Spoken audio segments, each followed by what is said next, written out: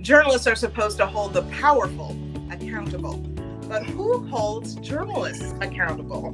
Never before in history has there been technology to hold reporters accountable when they make a mistake or tell an outright lie. Until now. I'm Tracy Grant. In today's OVIS-IT podcast, we'll show you how blockchain technology can give you the power to hold the news media financially accountable for misinformation and fake news.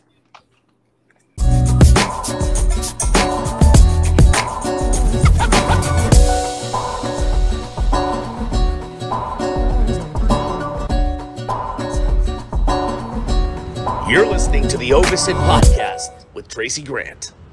In recent years, there have been so many journalists who have lied that it prompted the singer Morrissey to write this song called Journalists Who Lie. Welcome, everyone. The word of the day for today's podcast is accountability. We need reporters to hold leaders accountable for their actions. But how do we, the people, hold journalists accountable? It's been almost impossible until now. All because of a breakthrough technology called blockchain. On the show with me today is OVIS founder, Linton Johnson. Linton is a longtime journalist and communications executive. Hello, Linton.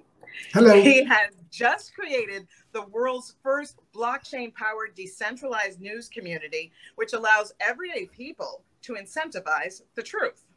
And we also have OVIS Chief Development Officer, Dominic Thomas. Dominic is an expert in the blockchain space. Hi there, Dominic.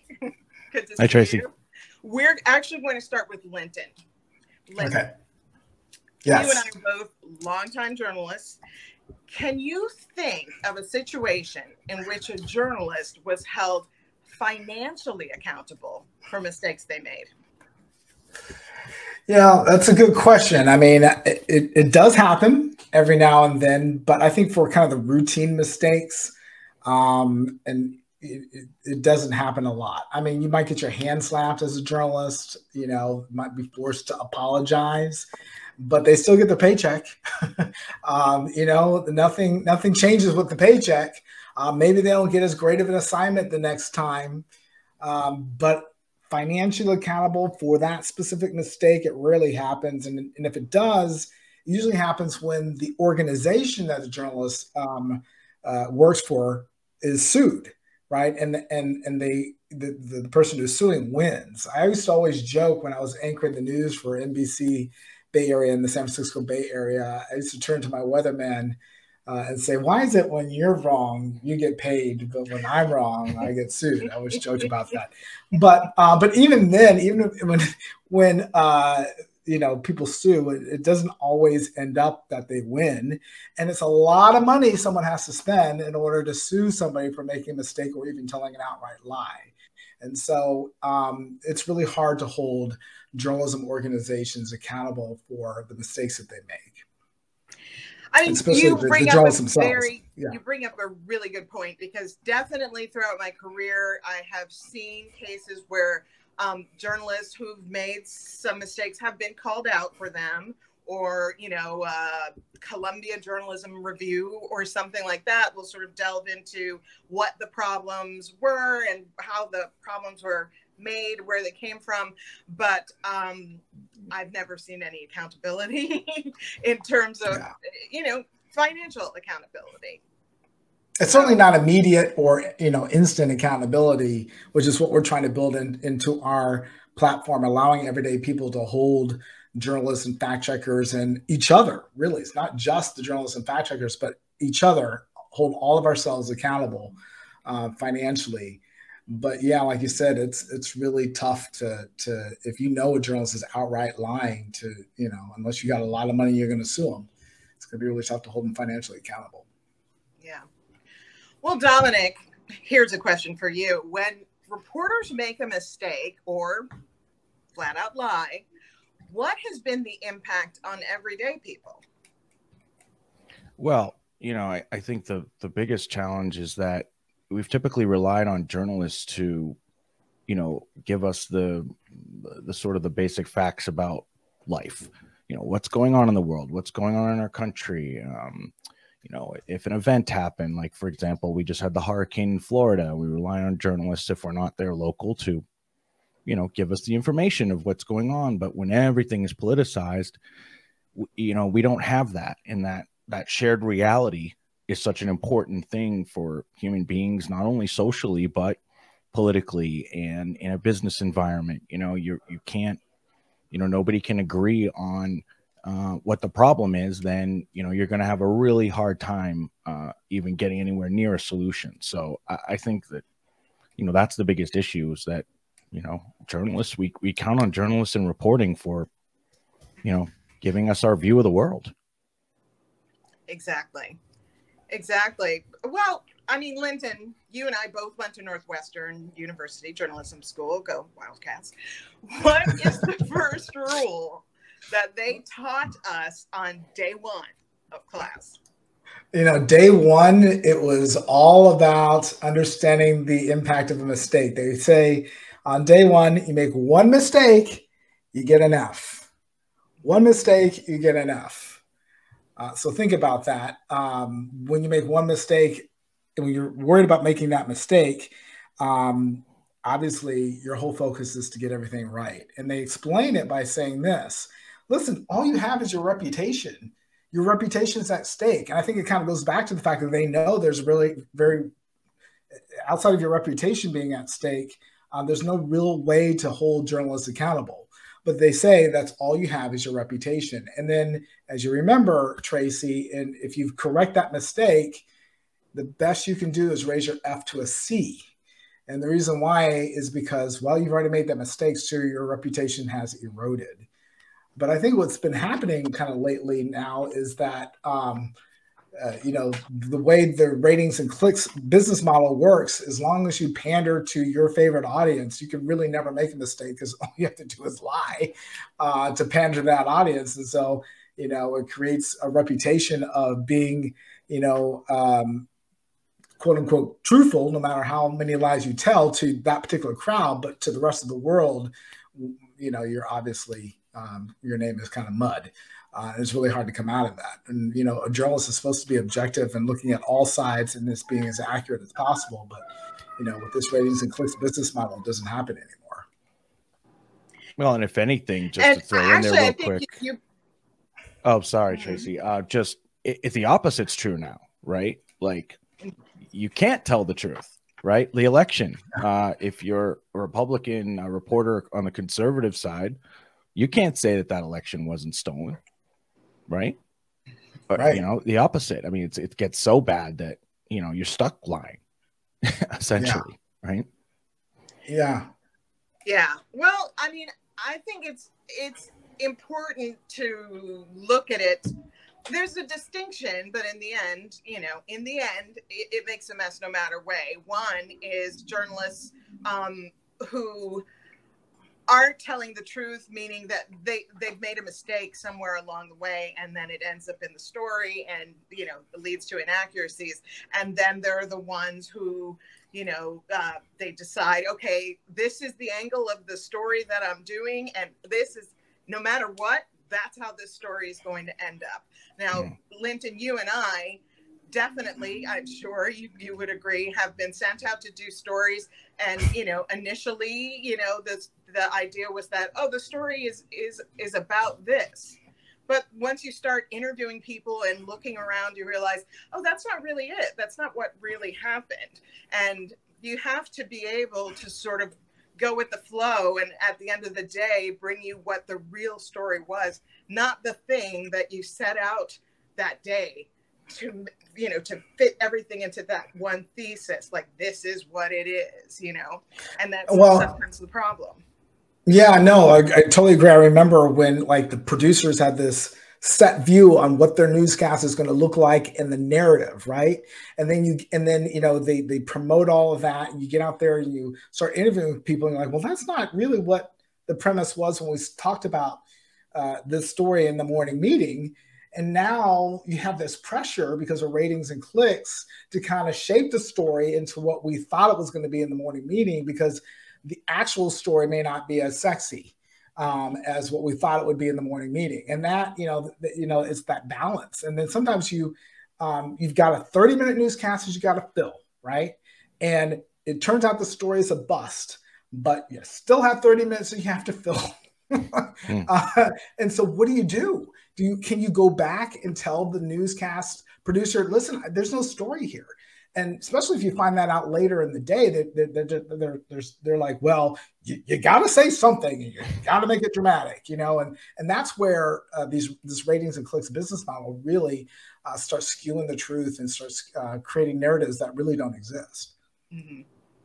It actually reminds me, my very first job out of college was at a TV station in Augusta, Georgia. And there was this one reporter who had been there a long time, kind of a crotchety old guy, who we nicknamed him Psychic Network Reporter because he used to write the story before he ever left the building. Like, he literally wrote the script. Oh my God. He hadn't spoken to anyone, he hadn't done anything. And when you already know the way it's supposed to go before you actually do the work, then you're doing a disservice. That's not what this job is supposed to be about. You're supposed to go out there and find the truth. Linton, I mean, what would cause a journalist to just lie, to just say, you know what, let's do it this way. This is how I think this should go. Boom, that's it. I think when you can get away with it a few times and you realize that you get rewarded for it, then, why not continue? Especially if you're getting rewarded financially for lying and there's no accountability for it. You're just going to keep doing it because it's giving you money. So why stop? I mean, why does a bank robber keep robbing banks? Because there's money attached to it. They keep getting rewarded. They haven't gotten caught. So I think that's what causes some journalists to lie. I think, but I want to say this: most journalists, I'd say 99% of journalists, try to be as ethical as possible. I really don't think that most journalists are trying to lie. They are caught between a rock and a hard place. So sometimes they have to kind of bend the story to fit, like I was talking about a little bit before, to fit the newscast or fit the narrative. But I think most journalists have their heart in the right place. But I think this business model of ratings and clicks, over time, it makes journalists lose their soul. I know I felt like I was losing my soul because I couldn't tell the whole truth, be completely objective.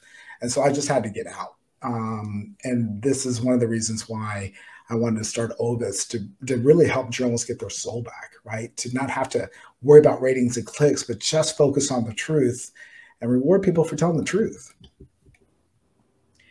Well, Dominic, I mean, what do you think? Why don't people trust the news? Why are we hearing that more and more often these days than, I mean, I know when I was a kid growing up watching the news, it never occurred to me that Walter Cronkite might say something that wasn't accurate.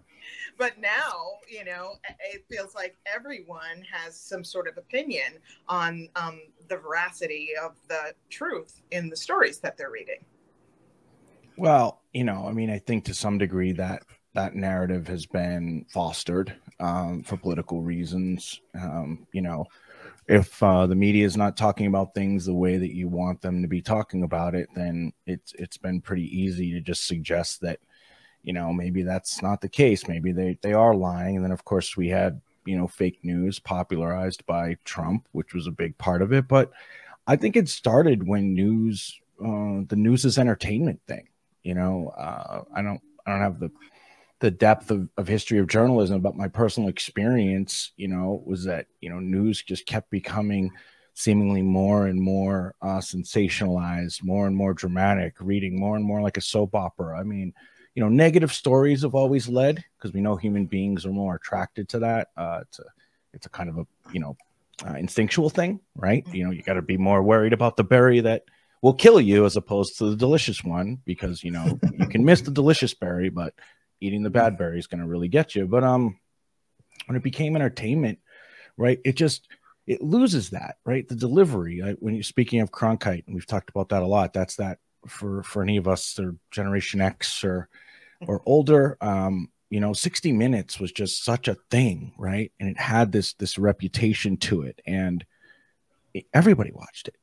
It wasn't political, and so I think that was, it was a different presentation as well. But at this point, yeah, it's lost that, and people just know that that's happening so much that once you break through that sort of that barrier, right? Once it starts to become into question, something like this snowballs, because to the point earlier that Linton was making at Northwestern, it's very hard to regain that reputation once it's lost.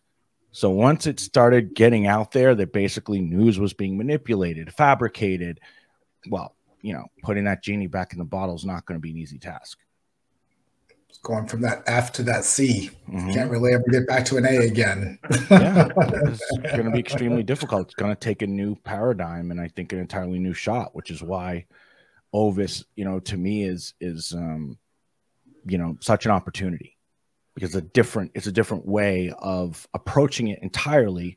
And so I think to people, it's going to feel like a reset, right? I mean, when has the news ever been dictated by the community? When has it ever been, based on, the wisdom of the crowd, right? Determining and uploading these stories, and, all of these different accountability features and kind of anti-bias that we're, taking so much time to think through. And of course we'll only continue, but, so that different approach, I think, is going to at least give us a chance out of the gate where maybe people will go, okay, these guys are trying to get it right. I'll give them a shot. Maybe they will. Coming up on the OVIS-IT podcast, we'll take a look at how the Ovis community is building a place for news that's radically better. In fact, our community will solve a lot of problems the way that we approach the news. We'll be right back. Join the movement. Be part of a global community that's ready to end fake news by incentivizing the truth. It's simple. All you have to do is go to ovisnews.com and follow us on social with a few clicks. Welcome back to the OVIS-IT podcast. Now, we are talking about how journalists are supposed to hold the powerful accountable, but who holds journalists accountable? Now, the solution, we, the people. Now, for more on that, let's talk with Ovis founder, Linton Johnson. Linton, explain. What does that mean? Well, what we're trying to do is return power back to the people. We're trying to decentralize the decision-making and bring people into the mix so we the people can make the decisions on what stories should be told. And then the way that we built this platform is that everybody who's part of the process of thinking of a story idea, of writing that story as a journalist, of fact-checking that story as a fact-checker, you all have to put money where your mouth is. So you have to put down money saying that the work that I've done is trustworthy, verifiable, and accountable.